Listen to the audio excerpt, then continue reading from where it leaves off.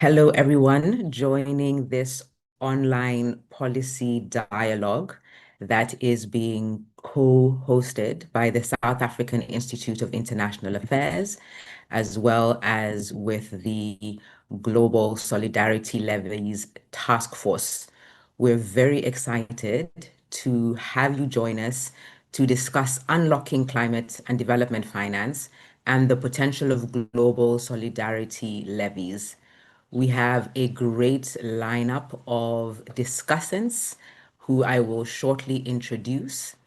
And just to give you a sense of the running order of the event, I will open the floor to Kirsten Pearson, who is a senior researcher as part of the South African Institute of International Affairs Climate and Natural Resources Program.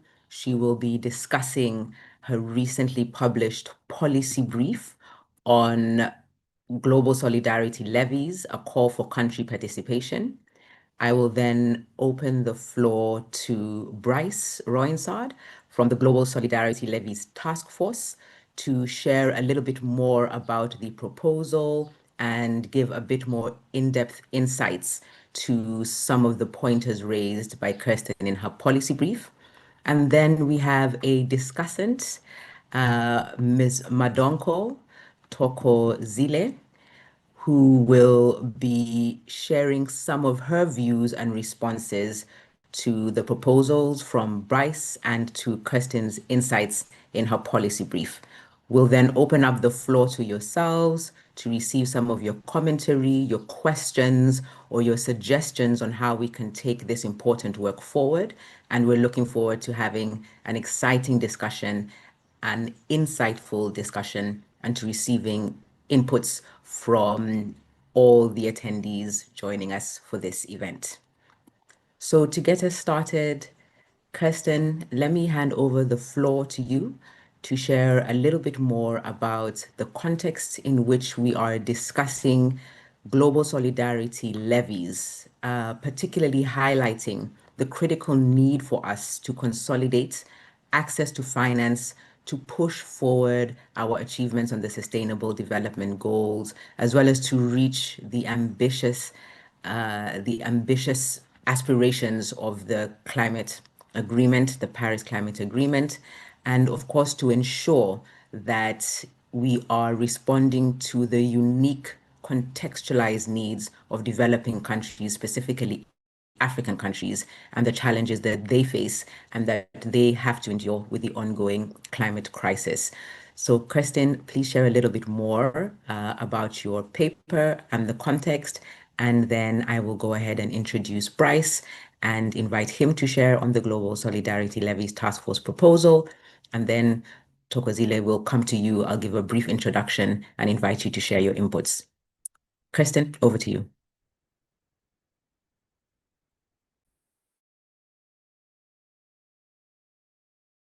Kirsten, you're muted.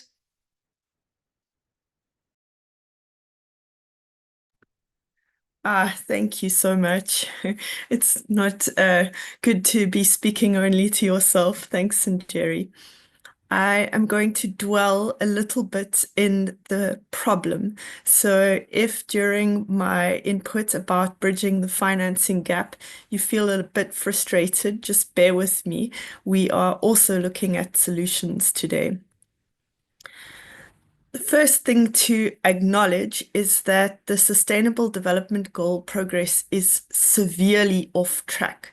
So the UN Sustainable Development Goals report of 2024 shows that only 17%, yes, just 17% of the SDG targets are on track to be met, and nearly half are showing minimal or moderate progress.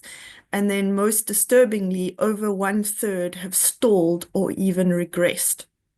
So inadequate finance is a major barrier to achieving the Sustainable Development Goals and also the Paris Agreement goal of limiting global warming to well below 2 degrees and preferably actually below 1.5 degrees Celsius when compared to pre-industrial levels. The financing need that the UN's UNCTAD has quantified is that we need between 6.9 trillion US dollars to 7.6 trillion US dollars annually to achieve the SDGs. So just to hover there a bit and say that just as the Bridgetown Initiative emphasizes, the need runs into the trillions and not the billions. And then Mariana Mazzucato speaks about mission-oriented finance that must align with the goals like the SDGs that we set. And just to show you the misalignment, in 2022 alone, the fossil fuel industry received 7 trillion US dollars in fossil fuel subsidies, just about the amount that's needed to achieve the SDGs. There was a new collective quantified goal that was set at COP29. This is the amount of financing that is set as a target for climate finance. The previous target has been 100 billion US dollars a year, and that is money that developed countries commit to raising for developing countries, which they have a moral obligation and also a legal obligation to support in achieving their climate targets, because the developed countries have industrialized using fossil fuels, and so they are the responsible parties when it comes to the emissions that have gotten us into the situation that we find ourselves with global warming. So the new collective quantified goal now sits at a floor of 300 billion US dollars a year as a target. And that was somewhat of a disappointment to the negotiators who were pushing for a much larger target, because the money required does run into the trillions. So the wording of the goal also acknowledges a larger aspirational target of 1.3 trillion US dollars a year. And that goal incorporates the recognition that it's not only public sources of financing that can be brought to bear, but that private sector financing can also be scaled up. And so there's an expectation that the 1.3 trillion involves all actors coming to the table, mobilizing finance for climate actions. And this is where I got interested and excited about solidarity levies as a potential solution for what you hear at almost every conference, the call that the Bridgetown Initiative makes of scaling financing from the billions to the trillions.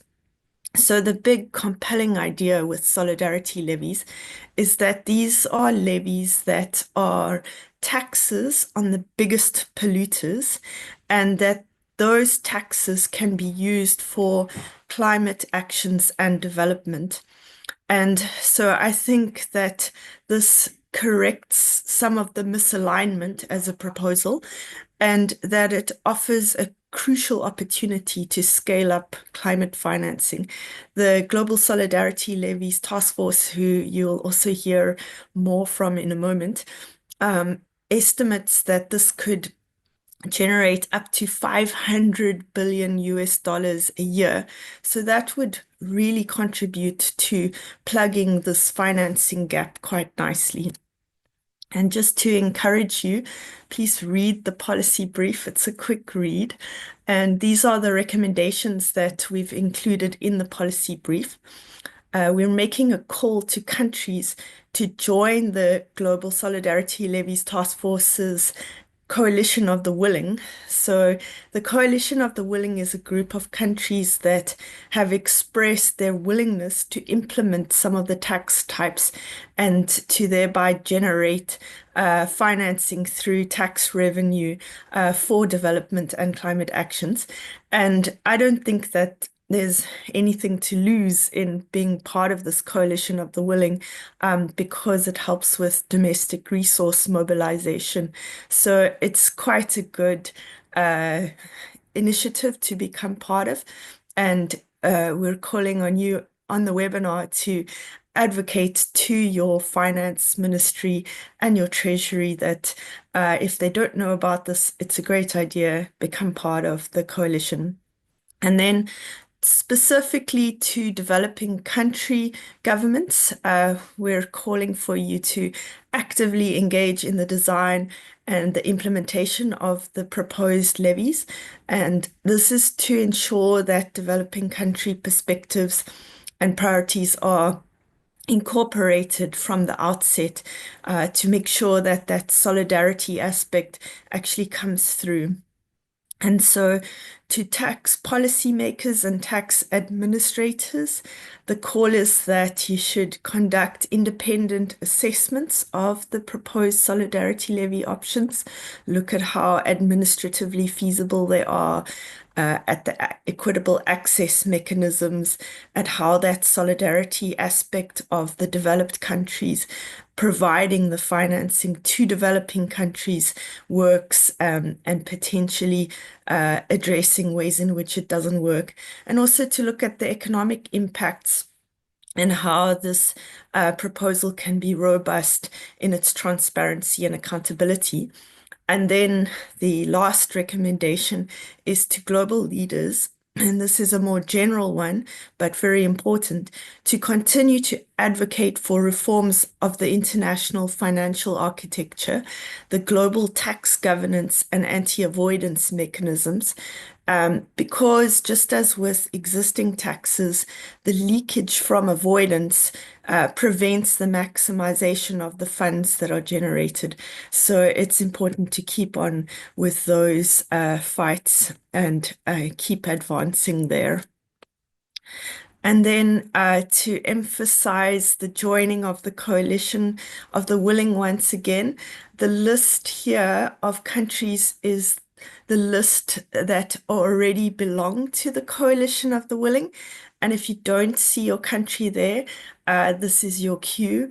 Let your finance ministry and treasury know that you'd like them to be on the list and you'd like them to join. And this is just a friendly nudge. South Africa is not on this list either. So to the South Africans on the webinar, please let the policymakers that are the relevant ones know that they've got a budget gap, and this is a great way to start filling it for development and climate action. And then just to underscore that this is a proposal that enjoys wide support. So some of the key partner organizations that endorse the Global Solidarity Levies proposal that is going to be coming to COP30 are the IMF, the World Bank, the UN, OECD, G20, G24, European Commission, African Union, and the Coalition of Finance Ministers. So really everyone is coalesced around it, and it's a good time to join and be part of it. And I will leave it there.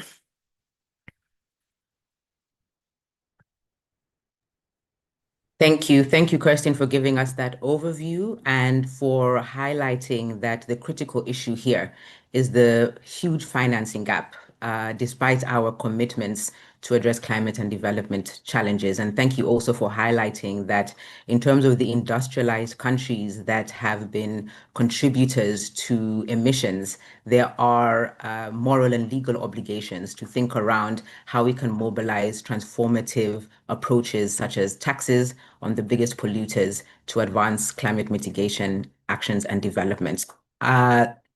Just wanted to share that the South African Institute of International Affairs does contribute to these conversations. We are an independent public policy think tank advancing a well-governed, peaceful, and economically sustainable, globally engaged Africa. And it really is a pleasure to be collaborating with the Global Solidarity Levies Task Force. And I'm pleased to introduce Bryce Roinsard, and please correct me if I have mispronounced your name, to share a little bit more about the proposal that Kirsten highlighted. Launched at COP28 in 2023 November, this is a new and innovative approach to bringing diverse actors together to think around the key sectors, industries, and particular issues of focus that can push forward decarbonization, but also ensure that the financing necessary for these advancements in climate mitigation can go forward.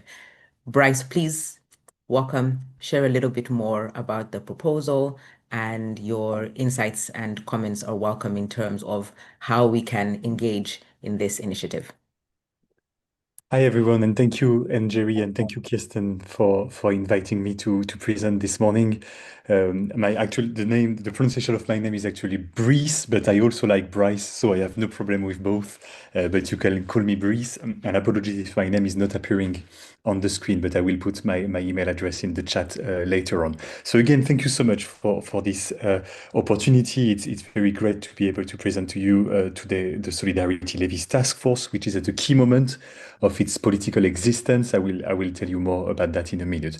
So basically, yes, as Jerry and Kirsten said, the Global Solidarity Levies Task Force is born at COP28 officially. It was really already in the pipeline of initiatives launched in the new Global Financing Pact in June 2023, the summit in Paris, but also reiterated by President Ruto in the African Climate Summit in 2023. And really, so it was launched officially at COP28 with the three co-chairs countries, France with President Macron, Kenya with President Ruto, and Prime Minister Motley from Barbados. And basically, you said it also very well. It was based on a shared observation, basically, that is twofold, basically. The sheer gap in development and climate finance, that is, Kirsten shown the number that is actually very telling. We know that only on development, the SDGs implementation is far from being achieved and needs more investments in trillions, 4 trillions per year additionally. And on climate, in a context where ODA's levels from developed countries to developing countries are falling, actually, and we know that there was already a decrease by 15 to 22% compared to 2023, and it continues to fall because of the lack of fiscal space as well in developed countries. And on climate, you know that the International High-Level Expert Group on Climate Finance has put out the numbers of 2.4 trillion of investment needed in developing countries, excluding China, by 2030. But the second level of the observation was also the need to increase fiscal justice as a prerequisite to a just and equitable transition. Why? Because we only know now with the new research that has been produced that the increase of global inequalities and climate change problems are linked, actually. We know that globally, the wealthiest 1% of the population emit as the poorest 66% of the population combined. And just only on aviation, for example, 1% of the world population is responsible for more than 50% of the emissions on aviation. And basically, this injustice is now visible to citizens because we also know that some of the sectors like aviation, but also the maritime, just before the agreement at the International Maritime Organization, are sectors who are less contributing to taxation. Just an example on kerosene, for example. The kerosene is not taxed in most of the countries. I think the average of taxation is $4 the liter of kerosene. Meanwhile, every citizen is paying way higher level of taxation on their petrol and gasoline for their cars. So you see this injustice is visible to the citizen. And now we saw just only in France, for example, that more than 75% of the population believe that they are paying for the emissions of the wealthiest. So in that context, it's undermining the possibility of creating just transition policies in every country of the world. So that's why the task force was created, basically, as I shown, to basically explore and put forward proposals of international taxation for sustainable development and climate action that can generate more fairness and equity in the global tax system while raising additional resources, an average 0.1% of GDP, which means an addition, at least minimum additionally 100 billion per year if implemented at the fully global scale. And basically, what are the options that we have been under consideration in the task force? At the origin of the mandate in 2023, we have been tasked by the government to explore the options on aviation, on fossil fuels, on financial transactions. And there is now a development that there is different levels basically in the mandate. On aviation, we are really here to advance coalition of the willing to create clubs of countries who can really implement new levies on aviation with different options possible on the table, on ticket tax, on kerosene. There was also the idea of a frequent flyer levy, and also exploring, of course, the private jets. On fossil fuels as well, it's really key in our mandate to explore possibilities of having coalition of the willing. And here there are main two options that do look at the profits, the excess profits and the profits of multinational extractive companies, and also the options of an extractive tax at the pit, basically. And the third one, where we are really mandated to explore possibilities of coalition of the willing, is on financial transaction. As we know that it's a policy that is implemented in more than 30 countries and is really contributing to emissions. So that's also an idea that we have been exploring, and I will share you more details after. There is other parts of our mandate where we have been created to support negotiation in existing multilateral forums. That's the case for the maritime shipping levy that is negotiated at the IMO. Here, the idea is not to replicate the negotiation, but the task force is here to be a political force behind an ambitious proposal. That's also the case for the plastic polymer production levy that has been supporting a lot by Ghana in particular, and we hope that we can create some hook to make it progress again, and also the high net worth individuals that has been worked a lot by the Brazilian G20 and could also evolve towards the UN tax convention. And there is also a third category of options where we do believe that there is a role for the task force to continue exploring the technical feasibility of options, while we perceive that there is maybe less of political mature ideas, but it's worth exploring. It's the case, for example, on cryptocurrencies, where our expert group that I will mention just after is really working actively on what can be the solutions on cryptocurrencies, and also on carbon pricings to find ways for developing countries to collaborate on that. But basically, maybe very quickly, what is a solidarity levy? I think it's very well explained in the SAIA policy brief, but just a quick word on that. This is not an international tax. Actually, for the experts of international tax, there is no such thing as international tax. It is really a policy, a fiscal policy that is implemented domestically and coordinated in an international manner by different countries, whereby the developed countries could channel a large part of the revenues internationally to help for development and climate action in developing countries, while keeping a portion for the climate and development challenges that developed countries also have at home, for example, on adaptation and resilience. But the key idea is, especially for developing countries, to have new ways of raise domestic resources thanks to this international coordinated mechanism that has a main objective to limit the evasion of the tax base, basically, where everybody is cooperating. But they could keep indeed 100% of the revenues for climate and development at home and benefit from the dividend of developed countries providing revenues also from their own levies. So now, basically, where are we with the task force? Kirsten said it. There is more than 20 countries actually that are following the work of the task force. Everyone are not fully members, but many countries are following. You have the list below the photo of Pedro Sanchez and Mia Motley, so Antigua and Barbuda, Colombia, Denmark, Djibouti, a lot of African countries like Somalia, Sierra Leone, Senegal, and Benin, as well as regular observers in Nigeria.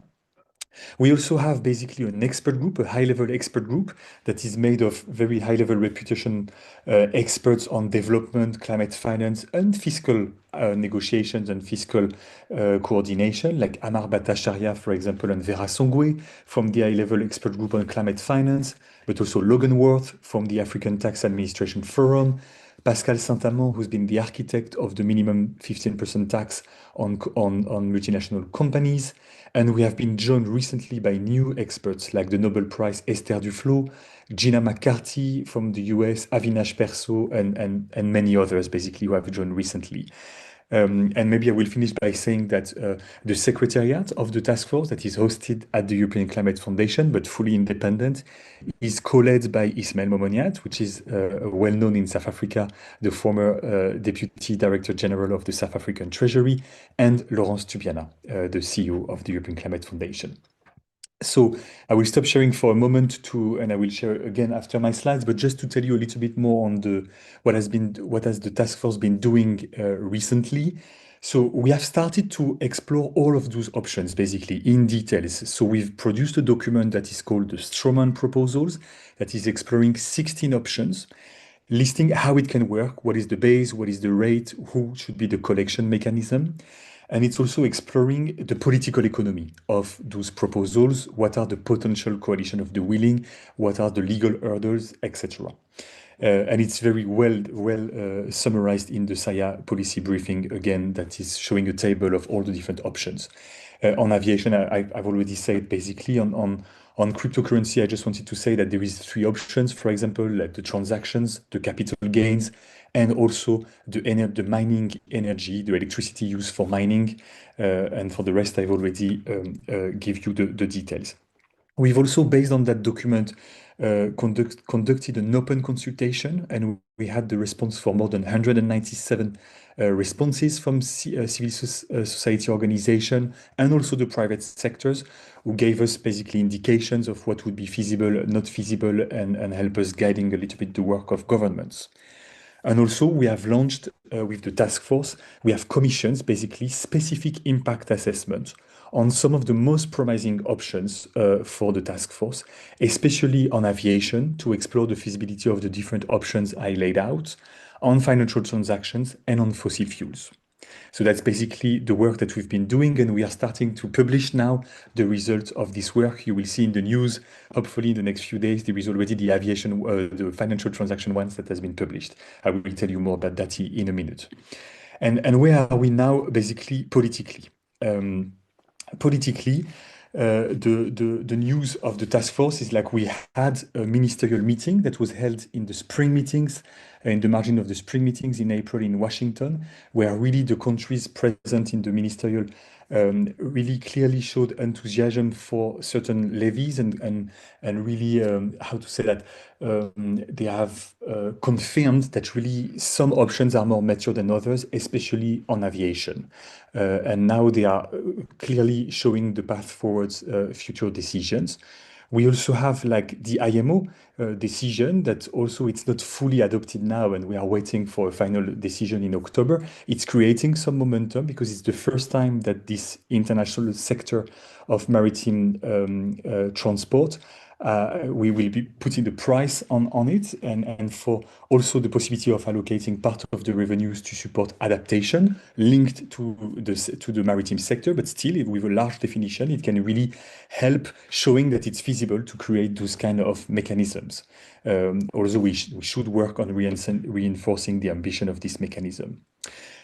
Clearly, also the Baku to Belém roadmap to 1.3 trillion that Kirsten was mentioning is a key part of our work. We are working very closely with Brazil on that, and the levies are really identified as a key part of the concessional finance pillar of this roadmap. As you know, there is a key concessional finance elements of that roadmap that needs to be shown how it will be delivered by countries.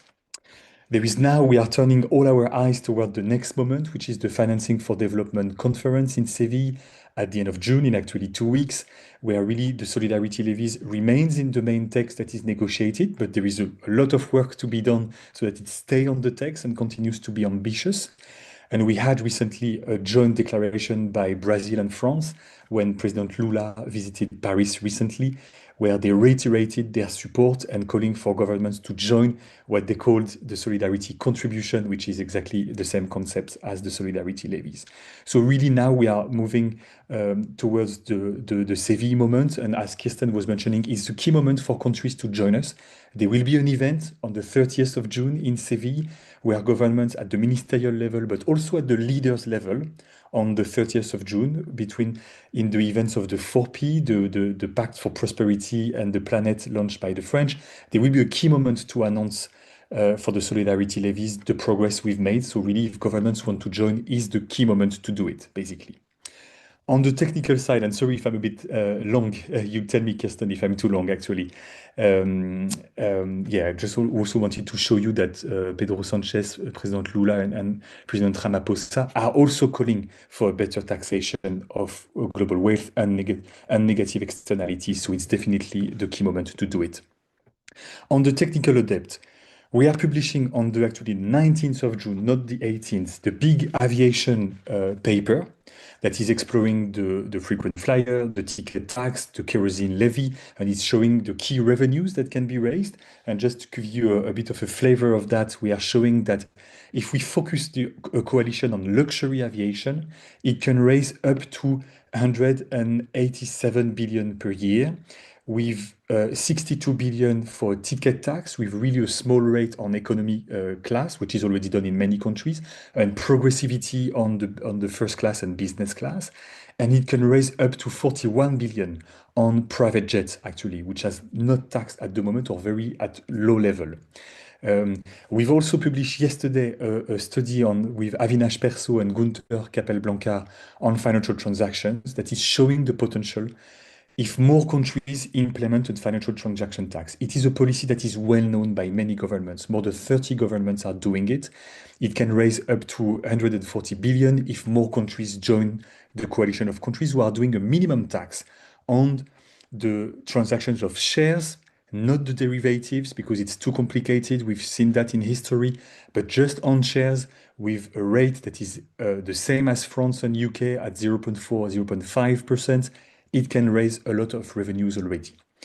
And we're also launching a bit later some studies on fossil fuel extraction and fossil fuel profit tax done by the Paris School of Economics and Gabriele Zuckman in particular. We will be publishing in Seville our Sevilla report that is basically summarizing all what I said, the political and the technical update, and showing the path toward COP30. And also the last thing I need to mention on the technical update is like we are also working on the mechanisms for the revenues allocation. So it's important to mention that element very clearly now. On the revenues, it's a conversation that is only starting with government. It's very nascent. But we've observed that it's a key discussions to have because we've observed that it's very linked, like how the revenues are raised and how they will be reallocated. And for that, we have been working with the Secretariat on a set of key principles and a framing paper to guide the conversation between governments.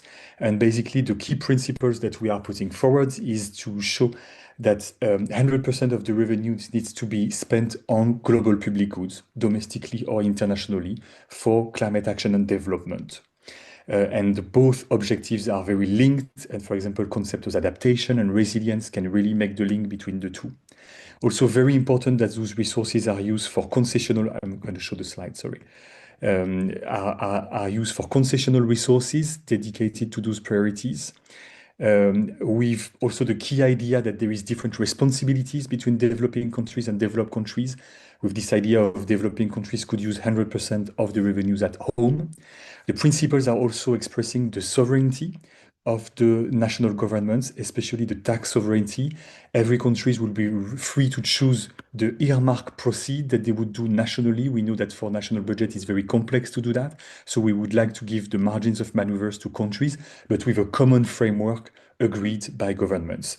And also the very key important is to ensure that there is accountability and reporting so that every country commit to basically show what they've done with the revenues domestically and internationally to make sure that it's not going for other priorities like defense or the fossil fuel subsidies in particular. At Seville, we will launch two new consultations, one on those principles for the revenue allocation, and also a call for proposals for multilateral organizations to ask them basically to give us some proposals on how it can work precisely. How we can find a mechanism of reallocation that is providing an incentives for the developing countries to join, that is benefiting to the members of the coalition in particular, and that is ensuring transparency and accountability in particular. So that's really the key elements of where we are at the moment. And I will stop here. I spoke already for a long time. Thank you. Thank you, Brees. We really appreciate that you have given us a really good outline of what the Global Solidarity Levies Task Force does. And also, thank you for sharing a little bit more about how those levies would work. That it is not an international tax, but rather it's a fiscal policy implemented domestically and coordinated internationally. And it's being offered as an innovative approach to assist developing countries to mobilize resources and revenues, particularly from the levies of wealthy countries. And that the issue here is also from a values and principles perspective, mobilizing this sense of solidarity, that there are differentiated responsibilities across the different countries, and that there's a specific target on specific industries, aviation, shipping, financial services, fossil fuels, etc. So very useful, very insightful. And I'm pleased now to welcome Thokozile Madonko to share a bit of her response and her views to these proposals, and specifically perhaps the potential of these proposals to make an impact. Thokozile is a researcher at the Southern Center for Inequality Studies at the University of the Witwatersrand. She manages the Public Economy Project, and her academic background is in political theory with experience in climate justice, development cooperation, public financing with a focus on gender responsive budgeting, national, subnational, and parliamentary governance, as well as issues of transparency and accountability. So I think with a background and expertise very well placed to share some insightful responses to the potential of global solidarity levies. As Brice mentioned, it's a key moment to join this advocacy movement. We'd be very interested to hear your thoughts to help us deepen our understanding and generate momentum, fostering engagement towards the advocacy being called for here. Thokozile, the floor is yours. Thanks so much, Njeri, and thanks, Kirsten and Reese, for inviting me and to share some ideas. So, as my background tells you, I've done quite a lot on public finance, and so I was really excited when Kirsten told me about this initiative, and obviously I've done my reading up on it subsequently. And this idea around global solidarity levies from a public finance perspective is quite important, because to date, the focus has very much been on expenditure. So there's been very little in the public domain and in the kind of parliamentary processes in various countries. It's often when the pie has already been decided, and then we're deciding how to cut up that pie in relation to whether we're dealing with climate issues or education or health or gender equity, whatever it might be. And so, you know, there's been a lot of moves and strong voices around tax justice and revenue watch. And so it's a welcome and refreshing to see that this is, again, another initiative to draw attention to the role of domestic resource mobilization. And as Kirsten points out, this is not to discount the important debates around the need to transform the international financial architecture, so the way in which the cost of capital, debt, and so forth. So that's not to discount that, but a both and. So this initiative was really exciting to me, because it recognizes this race to the bottom of countries trying to make themselves more and more attractive for export, for investment. And so they create these tax environments or revenue environments that are contrary to what is needed at a domestic level, but also contrary to what is needed at a global level to deal with the climate crisis and biodiversity loss and so forth. So this proposal, in my mind, which we should all be supporting, seeks to form a part of the remedy to this.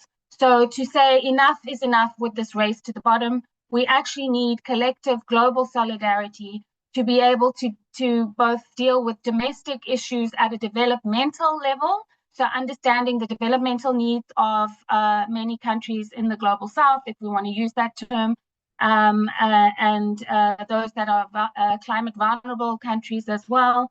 But also, it also recognizes that the solidarity aspect around loss and damage and the role of fair distribution of resources.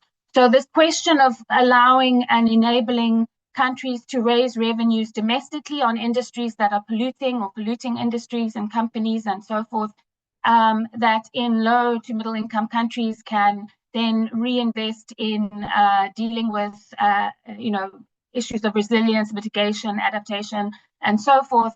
But also your more wealthier countries, the global north or the polluters, are then going to be able to also raise enough revenue to direct some of those resources into the global economy. So part of this is around an exciting question about how revenues are raised, both domestically and globally, and how they are allocated both domestically and globally. And I think what the proposal does very well, if you haven't read it already, I would encourage you to do so, is some of the kind of pros and cons. So I really love the straw man, because it creates the creative thinking, because this is what we need to do. We can't, in South Africa, we've just had a crisis in the Eastern Cape where lives were lost with a flash flood. So it is about lives at the end of the day. And so these are proposals about saving lives and saving the planet and being responsible planetary beings with other within our planetary boundaries as well. So what I want to do, I'm not going to take up much time because, as you can hear, I'm a huge fan of the proposals. I didn't have a lot to critique, but I do want to say that there are a few key questions that I want to offer to us collectively to be able to think about how do we take this forward. If we want to adopt these proposals, what kinds of challenges and critiques are we likely to face, and how do we tackle them, and what kinds of questions do we need to prepare ourselves for? And so I'm currently dialing in from London, and I'm attending a conference on what a fair and just and sustainable global economy looks like. So this was perfect timing for me, because we've been really debating what would a fair, just, and sustainable global economy look like. And I think this question about global solidarity levies sits squarely in that. And so some of the questions of what needs to complement these proposals, and Kirsten has touched a little bit on her recommendations around, financial, the tax, making sure tax authorities can do their jobs. We don't want to have leakage and so forth. But everybody will say there's so little faith in the state. And so the question of corruption is going to come up in these kinds of debates. And so one of the answers I think that we need to offer and then question, so it's an answer in a question, is what does a capable state look like? So what would a global, a solidarity-led state?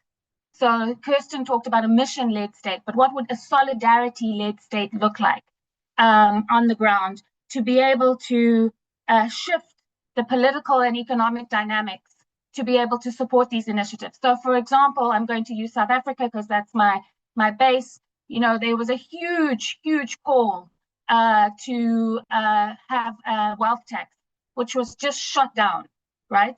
But if we have a solidarity-led state that sees that actually other states are implementing. So the biggest argument against the wealth tax, and was quoted by the minister himself, the Minister of Finance himself, was that all the rich people will leave. We can't afford that. That's too much of a risk. Well, the evidence to date actually shows that rich people don't leave. They like their stuff. They like their lifestyles. They tend to stay in the countries that they live in. It's only minor examples. But if everybody's saying, you know what, there's a limit to the kind of wealth that you can acquire, and you then need to share it with others globally, then that becomes a question. So there are some questions around, for example, using the example of high net worth individuals. So what would a capable state look like? There are some very important global initiatives that have come under strain that I think this initiative should support or revive. And the one is called the Global Initiative on Fiscal Transparency, which was aiming very much at the recommendations around that Brice talks about, where we have to talk about accountability, access to information. We need to know what's going to happen to these monies once they are raised. And these initiatives are under pressure. They've, with the ODA and overseas finance and USAID and all of these cuts that have happened, these initiatives are under threat. And so that weakens the abilities of states to be able to, and civil societies as well, to be able to strengthen their government's hands in being able to ensure that there's greater transparency, accountability in fiscal issues.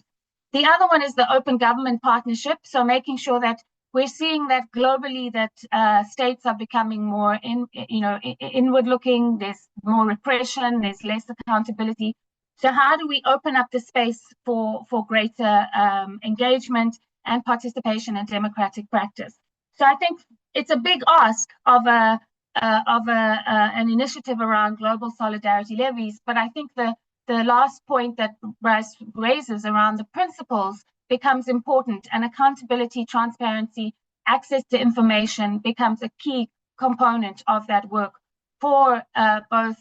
And our research has shown that transparency initiatives work for public officials as well as civil society. So many times we found that public officials weren't able to access the necessary information from their own governments to do their work. And these initiatives where they've opened up transparency and opened up information, there's been greater ability of public officials themselves to do their work. So it's not just an activist-led initiative, but also benefits the public sector. The other thing that we need to talk about and think about is coordination questions around the current political climate. So we have a huge move towards military spending as opposed to, so we're talking about spending towards fossil fuels, but we need to be worried about spending towards military, which is also a heavy polluter, as we know. There are shifting geopolitical dynamics that we need to make sense of and be aware of. And how do these big companies that we're coming up against and these vested interests play off these tensions? And so that becomes a key question in saying, we want to support, for example, crypto pricing or maritime shipping. We need to have a good idea of what the political players are and the political will is to coordinate in an open global manner. The other one is, which comes up in the proposals, is around industry and sector pushback.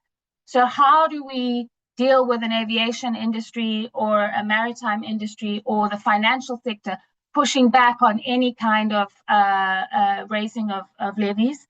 So how do we get industry and sector buy-in? Do we think of something like an extractive industries transparency initiative? So do we have a global levy transparency, solidarity business initiative that then signs on? So we get these big companies signing in and saying, yes, we're part of this global initiative and part of the global solutions. So there's some questions about how do we get industry and sector buy-in, and what could it look like? Could it be self-select, or do we need to use a stick? It's quite important. And then lastly, the last two that I want to finish up on is, this has to be complemented by a conversation about what a fair, just, and sustainable industrial policy looks like. So to date, the economic climate has really kind of silenced under the Washington Consensus. There's been very little ability of developing countries in particular to have progressive industrial policy that works for producing good jobs, green jobs, and enables the development pathways. And so we also need to recognize that we have to have a conversation about the role of the state in investing in the economy. So many governments that try to invest in the economy get punished severely through the markets, because there is this kind of neoclassical idea that we should have lean, mean states. Unfortunately, the climate crisis requires us to have very active, mission-led industrial policy that talks about stimulus as opposed to fiscal consolidation, for example, or austerity. And so we must have, alongside this conversation of the levies, what is raised, what is allocated, and what is going to be done with these funds. And that is where industrial policy becomes critical. And in that, we need a global recognition of good jobs and green jobs and an economic paradigm that really recognizes that we want to support the planet and people in ways that enables greater faith in the state in a way, so to kind of reconfigure this capable state, but also to build the rapport that is needed to enable people to stay and choose to live where they want to live. So questions of migration and so forth, but also to be able to tackle these challenges collectively in a way that enables us to really save our planet, in a way to be kind of try and be positive at the end of my talk. So it's a fantastic initiative. I'm very excited to be able to watch it and to see how it develops. We see the debates in the South African context, for example, around the need to raise revenue, just in terms of our value-added tax debates and not being able to pass our own budget at the beginning of the year. So the question of revenue is so critical, and let's get the debate and conversation going in a way that says, let's talk about revenue in a way that tells us a story about tackling the climate crisis while developing good jobs and really delivering on the SDGs. Thank you. Thank you. Thank you, Thokozile, for those comments and for sharing some of your response and thoughts to the Global Solidarity Levies proposals. And what we received is that it is an exciting time. We are asking the right questions about how revenues are raised and mobilized domestically, and that these movements, this shift to advocacy around issues of global solidarity levies is in line with the reform of the global financial architecture conversations and discussions that are happening at a larger multilateral level. And thanks also for highlighting the solidarity aspect, that a key theme here is that it's about fair distribution of resources and saving lives, uplifting livelihoods. You shared some important questions, therefore, about how to take this exciting initiative forward. And I think a wonderful call to action there, and a great segue into our Q&A component, where we invite all attending this online policy dialogue and webinar to share any questions or comments that you might have in general, or to one of the specific panelists, to Kirsten, Brice, or Thokozile. Would you like them to share a bit more about the details of the proposals shared? Are there points of clarity? Perhaps you have suggestions on how we can better mobilize and build momentum around this key initiative. Just to highlight some key questions that Thokozile already presented, was that we need to think about the role of the state. What does a mission and solidarity-led state look like? And more broader, how do we deal with issues of corruption or shifting geopolitical trends that are beginning to put military expenditure as a key priority area? Some other questions Thokozile suggested was, what does a fair, just, sustainable global economy look like?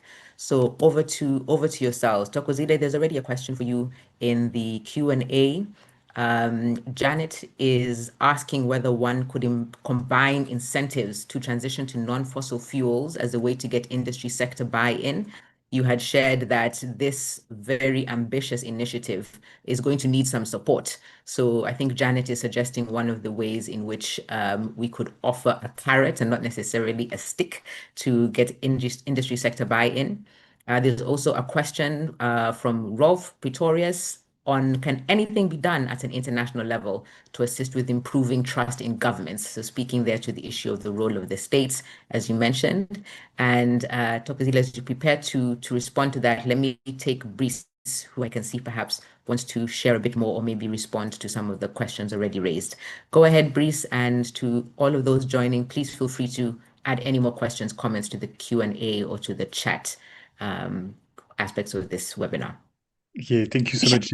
I just wanted to react very quickly to the interventions of Mr. Amadonko because I found it extremely interesting and important to raise that. And I just wanted to say something. I completely fully agree with the role of states, which I think is a key is a key question for many countries today. And I think that we have to realize that the divide is now way more between the wealthiest, especially the companies, rather than in between developed and developing countries, because states in itself, in both types of geographies, are facing the same challenges in terms of resource mobilization. And I just also wanted to say that here, really, the initiative of the task force is based on this premise. Developing countries are the ones who are the most vulnerable to climate change, but also to tax evasion.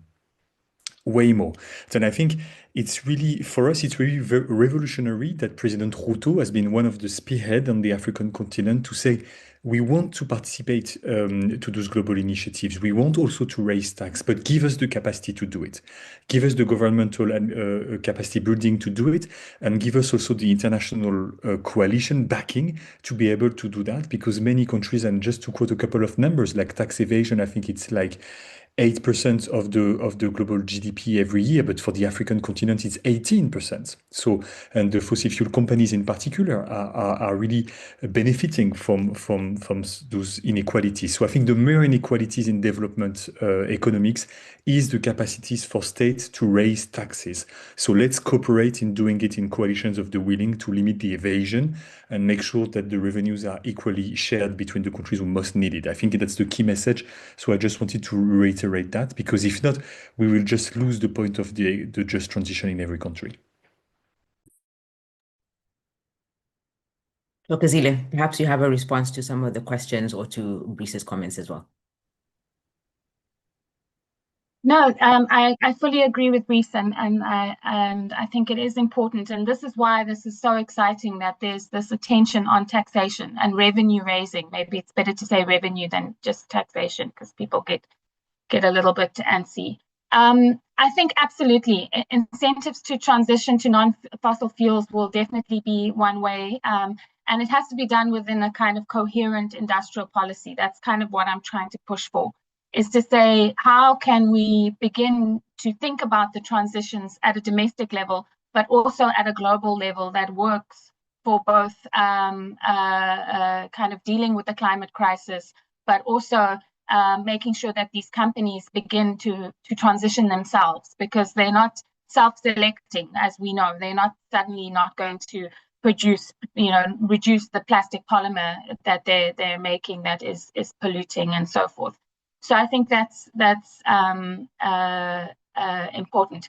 Can anything be done at an international level to assist with improving trust in governments? Absolutely. So this is part of what, the kind of UN, some people, have questions around the power of the UN, but it is an important body. It plays an important role. We should be defending what we've got, as much as possible, recognizing the political climate that we're in. But as I mentioned, there are these very, very important initiatives that were looking at from the public finance side of things, and trying to complement efforts at a domestic level to ensure that there is greater transparency and accountability and participation in public finance processes, in budget processes. And so it is those initiatives, like the Global Initiative on Fiscal Transparency, which is actually closing. They don't have any funding. And yet it has played such a critical role in enabling developing countries in particular to open up their books, to open up their spaces of participation. And so we really need to call for protecting those initiatives. There's the Open Government Partnership as well, which is a similar initiative. There's the Extractive Industries Transparency Initiative, which is a global initiative around extractives. There's some pros and cons and debates about how well it's worked, but at least there are these international initiatives that are trying to complement the kind of questions around governance, in particular at a state level. So I think those are the two for now. I can look at the chat, Jerry. Thanks, Tokozile. Yes, and also in response to the role of international organizations, an additional comment from Rolf that perhaps international organizations could play more of a role to balance some of the state dynamics as well. Brice, go ahead. Yes, thank you. I will take a couple of questions as well, and I wanted to come back to the question from Janet Cherry on the transition to non-fossil fuels as a way to get the industry and sectors buy-in. Absolutely, that's one of the key aspects of the work of the task force is indeed because basically the key role that states can play is to well design tax policies that incentives an activity towards another. To be very honest with you, I know that we are recorded, but I think asking the fossil fuel industry itself to to work on its own phase out, it's a bit complex, right? The state needs to play the strategic role here, definitely. I think we all know that. But I think there is, of course, smart policies that can be designed in that way. For example, on the proposal we are working on, there is definitely this idea of exempting the sustainable aviation fuels, for example. That can be a way, or today they are actually double the price of the traditional kerosene, right? The sustainable aviation fuels. So there is a huge market difference for the companies. We have, as we know, thin margins. So we know it's a bit complex for them without the fiscal instruments to move towards a fuel towards another. So definitely taxation can be a good instrument for that.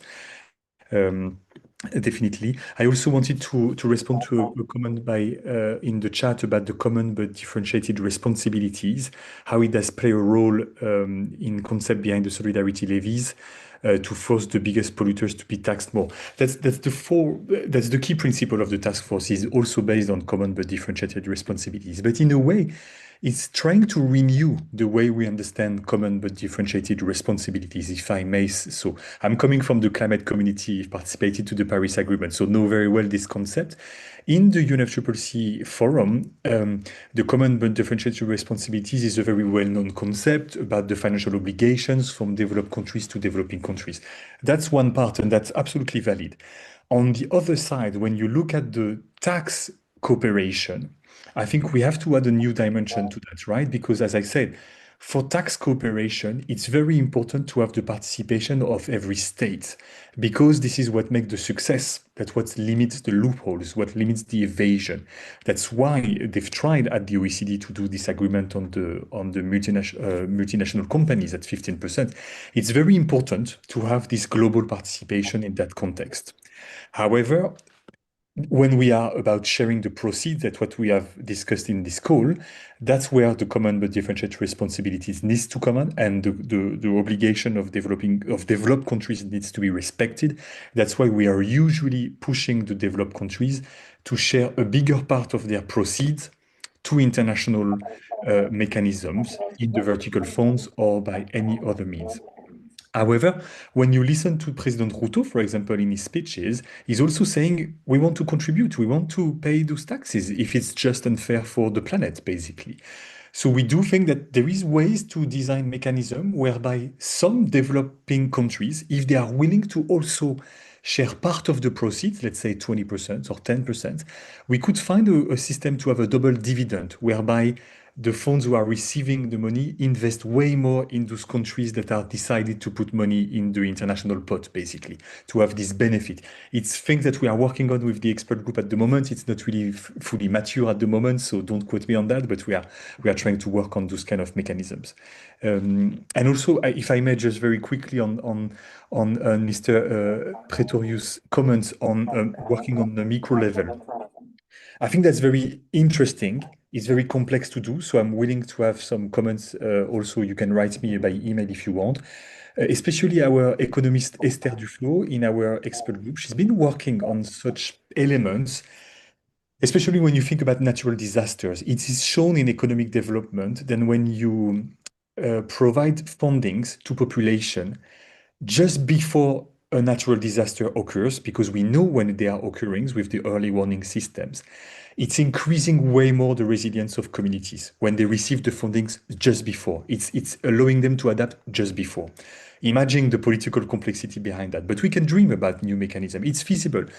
Look at what is done with the blockchain technologies. They are allowing very revolutionary ways of funding communities. So I think definitely we have to work in that direction. That's very complex, but I really invite you to come back to us when we are going to put out the consultation, because those mechanisms, I'm particularly myself interested in that way, how we can reach out directly the population, the communities who are in need, to increase the access to the international fundings. And I think we can find ways to do that.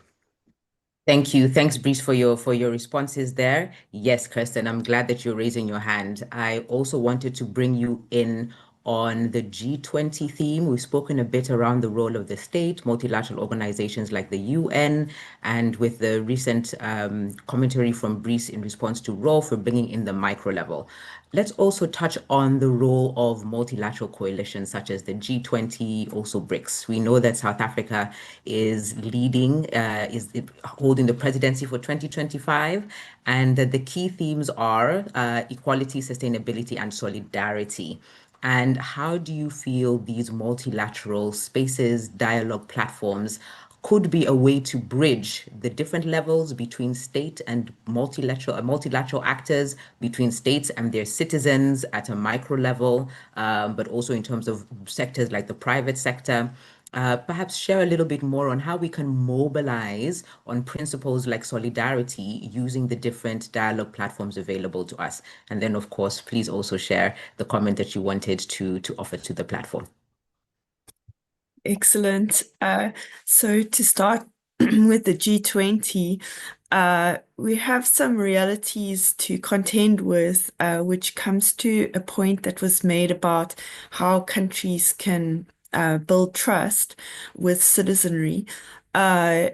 Our presidency as South Africa will be passing the baton for the G20 over to the US. And so we've seen the US come out and critique the principles, which are very good principles. They undermine the basis of South Africa's values for the G20. And so that's going to be a real challenge that globally and on a multilateral level we actually have to confront.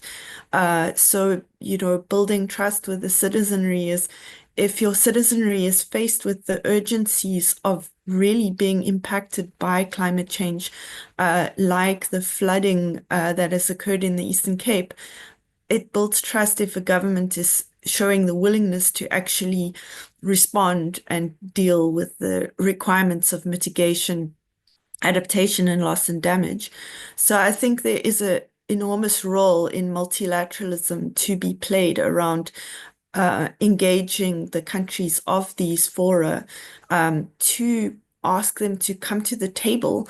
And so in our leaders' declaration that South Africa produces, one of the contentious issues we're going to have to grapple with is whether we actually produce some sort of outcome statement or communique as opposed to a leaders' declaration, which will be a step down from the ambitions that we have to end the G20 presidency, with a good success, but not necessarily our fault. I think we are trying as a country to engage the US on the G20. And so that's one aspect that I can pick up, that if a country is not party to the Paris Agreement, it can detract from the trust that the citizens have in the leadership, and that it helps when global leaders are engaging each other on these matters. And then just to come to the point about Rolf raised, will it not help if an international organization is established that controls the funds allocated to the international arena, cooperating with local countries to allocate funds to the projects that it needs? And on that one, I would say that just as we are seeing in reality that the governance of multilateral bodies is complicated, one could envisage that such a body could be useful, but might be subject to the same kind of architectural issues that already exist. And then I like the idea of coming from the multilateral to the country level and right down to the micro level.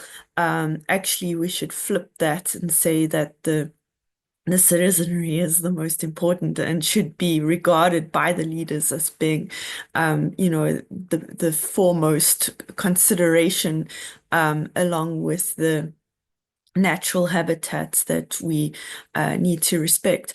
So on that micro level, I would mention an example from South Africa. For our just energy transition, we introduced as South Africa the first ever country platform, which helps, it's a way of mobilizing finance from a global level. So various countries came to the party to commit funds to South Africa's just energy transition. And that was the first time ever that a country platform had been used for climate action. So it was quite satisfying to see South Africa adapting the country platform, and for developed countries like the UK, France, Germany, and initially the US as well, and now Canada and Spain, providing funding for our just energy transition. So that is the kind of ideal scenario, and what our just energy transition project management unit and also our Presidential Climate Commission are currently grappling with is that micro level picture. So how to get the funds to the doors of the people that need them the most, the people that will lose jobs in the fossil fuel industry, because that is a reality. And for people losing jobs, it's not so easy to make the case of why we should transition. So the reskilling is some of the initiatives that need to happen on the local level. And I think that at least to see the practical applications of the micro level of how do the adaptation funds work there, how do loss and damage funds reach the people affected by climate catastrophe, is a really, really important thing to be thinking about. I'll stop there. Thanks, Kirsten. And keeping it on the micro level, there is a question speaking to specific professions and areas of expertise.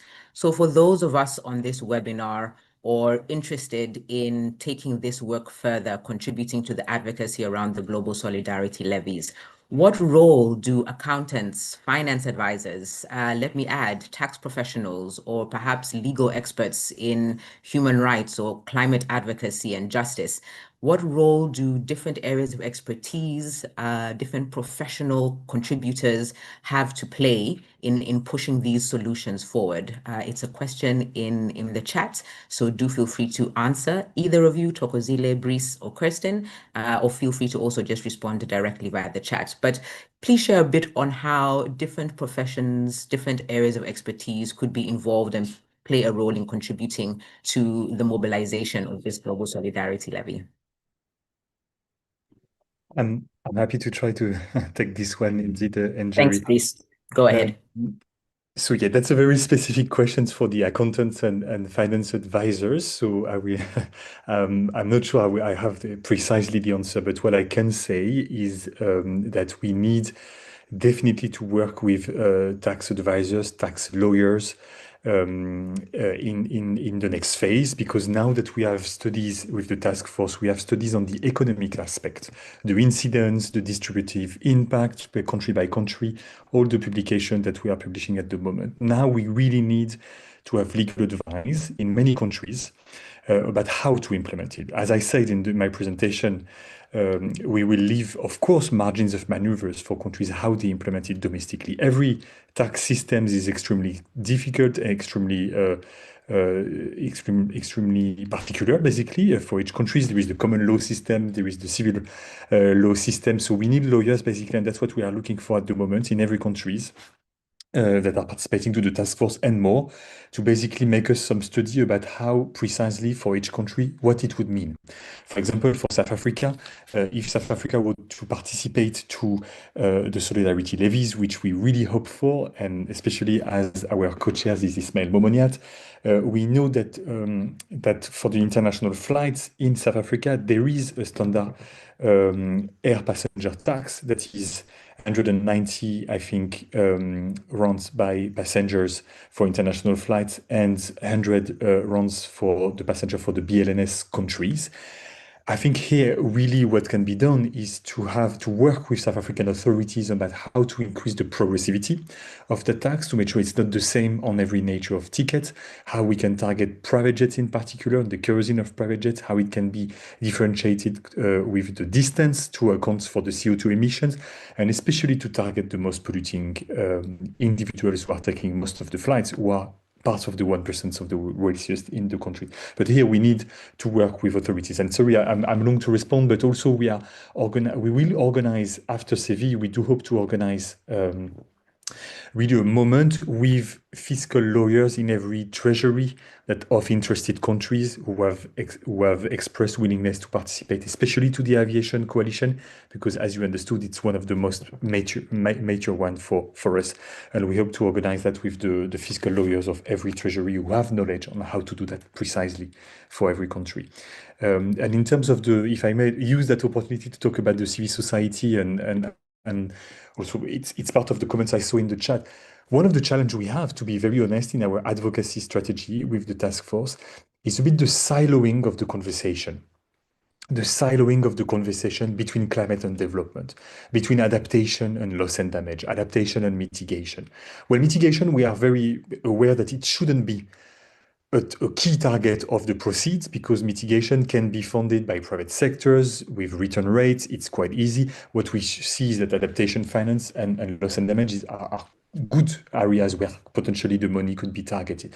But why de-siloing? Because we need those communities advocating for those different aspects to come together at a higher level and really observe that it's the same topic, basically. Sorry, there is a call, sorry. It's the same topic to have to address loss and damage and adaptation is basically the same manner, right? You see what I mean? And we have a tendency to silo the elements in the global conversation, which is not helpful for us to find really the key criteria for the reallocation of the fundings. And I'll stop here. Yes, Kirsten or Tokozile. Tokozile, I can come we in go a with little and then bit. come with you, Kirsten? Yes, I can come in on the siloing. So, there's pros and cons to the siloing of the conversation. So, the one aspect around the finance is that mitigation receives about currently 90% of the financing, and there's a growing recognition or push to recognize that the developing countries are actually dealing more with adaptation. So we are experiencing more of the effects of the climate change, and we're having to adapt and we're having to deal with the losses and the damages that are occurring. So the mitigation is more of an issue for the industrializing countries, which we do need them to attend to, because when they attend to that, that also has benefits for the small island states and countries that are really, really impacted. So it is good to spend the money on mitigation, but the siloing effect is you see a commitment coming out in 2024 from the World Bank to allocate like 50-50 to mitigation and adaptation. So that is a positive of the siloing. And with the global solidarity levies, there are these differentiated funds like the loss and damage fund and the adaptation funds and mitigation funds that the money could be put into so that it reaches the countries that need it. So that's a way in which it can be channeled. And then in terms of the policies and aligning them, I think this is a very good question and an area which still needs a lot of work. So we know, again, on the siloing effects of government departments that don't work across with each other in an intergovernmental relations manner, that there's a lot to be desired in coordinating those policies, like Toko was saying, industrial policy, and then coordinating how we put in our nationally determined contributions when we report and set those with the UN. We need to coordinate that globally in each country to contribute to the changes that are desired. I can stop there. Thanks, Kristen. I know Brice has to drop off, and I wanted to allow him just to say his goodbyes, and then we'll come to you, Thokozile, as we're nearing the close of the session. In any case, Brice. Yeah, thank you so much. I'm so sorry that I need to drop off 5 minutes before the end of the call, but I left my email address in the chat. And again, I wanted to thank you very much for this conversation. That was very, very interesting. Thank you so much. Thank you for joining us, and I'm sure we'll be in touch further for those that want to continue the conversation. All right. Thank you so much. Bye. Bye. Thokozile, your comments, and perhaps as we're nearing the end, some final thoughts that you'd like to leave us with as we close the online policy dialogue and take this work further in our respective areas of responsibility. Yeah, I just wanted to shamelessly add to a little plug for some work that we've been doing which is related to this work around the question of how the funds are allocated. And so we did some research with Professor Anaran Avayat on what public investment could look like in the South African context and how it could tackle not only the care deficits, so the need for care, paid and unpaid care work, but also public infrastructure, what it could look like, but also thinking about the green economy. And I've just put that report in the chat, so you can read it. But the reason why I wanted to raise it is that it helps a little bit with this conversation about the siloing. And what's exciting about this the global solidarity levy conversation is that one of the pushbacks that we received on this paper was, where's the money going to come from? You know, this is a lovely proposal. It's cross-cutting, it's intersectional, it has a gendered lens. So it's also talking about gender equity and how these are jobs that affect mostly women in the care economies, or however you want to define it.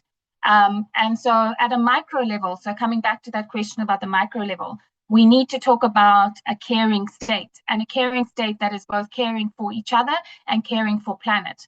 And we are not budgeting with that in mind. And what is nice about the global solidarity levels is they're beginning to talk about caring for the planet and using funds in a way that can enable us to think about resilience, think about mitigation, think about adaptation and loss and damage. We mustn't forget about loss and damage.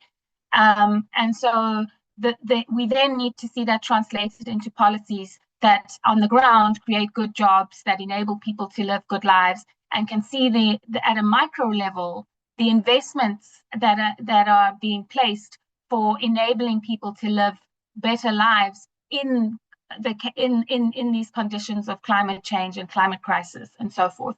So just to end off, I think this is a fantastic initiative and one that we should support and should keep an eye on, absolutely, and to bring the conversation of revenue and expenditure together more closely and ask harder questions of our policymakers when it comes to budgets, that we are both asking the questions about where is the money coming from, what are the politics of the revenue raising, and what are you spending it on, and does this lead or contribute to a global solidarity that is needed for the SDGs as well as for climate. Thank you, Thokozile. Kirsten, some closing thoughts from you. Yes, so my closing thoughts are just to call again for attendees to support this proposal. It's coming to COP30, so if you're going to be at COP30 in one way or the other, support it when you go there, and advocate for your country officials to support it. South Africa is an observer. We want them to be a full member of the Coalition of the Willing, and also to do so in a robust manner that acknowledges that some of the aspects of this proposal might be difficult to achieve without that kind of political economy level commitment. So we need to be ensuring that we're monitoring that aspect actually plays out in the correct way, that the solidarity levies that are generated are applied actually to the intended spending. And yes, so that's my punt again for supporting solidarity levies in a robust manner. Thank you. Thank you so much, Kirsten. Thank you, Thokozile. And thanks again to Brice, even in his short absence, as he's just left the platform. But we greatly appreciate the insights that you have shared, a very informative discussion letting us know about these global solidarity levies and the ongoing work and advocacy towards realizing these as an innovative pathway to bridge the financing gap, to ensure we're meeting our climate adaptation goals and meeting our development goals as well. To those of you that joined us, please do keep updated with the work happening in this space. If you're interested for more information, you can contact Kirsten, who is the key author of the policy paper that shares more information about this topic.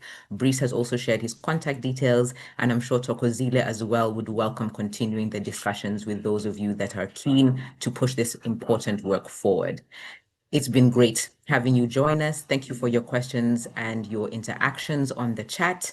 And from my side, as we continue in this 2025 G20 presidency year for South Africa, including the various engagement groups from the Think Tank 20 to the Civil Society 20, Youth Values 20, let us bring these themes of solidarity, equality, and sustainability into action and into long-term impacts. Thank you so much for joining us. I bring this fall and online policy dialogue